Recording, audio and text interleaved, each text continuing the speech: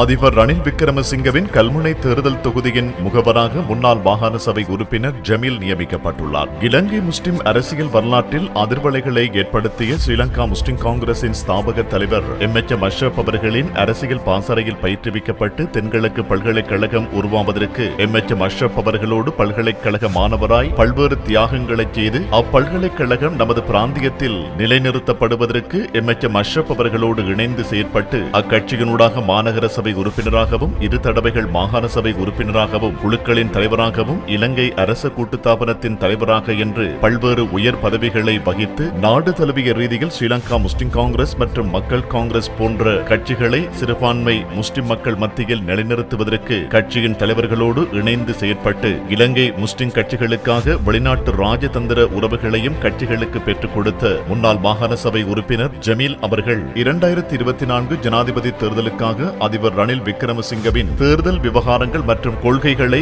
மக்கள் மயப்படுத்தும் செயற்பாடுகளுக்கு கல்முனை தேர்தல் தொகுதியின் முகவராக அதிமேதகு ஜனாதிபதி ரணில் விக்ரமசிங்க அவர்களால் நியமிக்கப்பட்டுள்ளார்.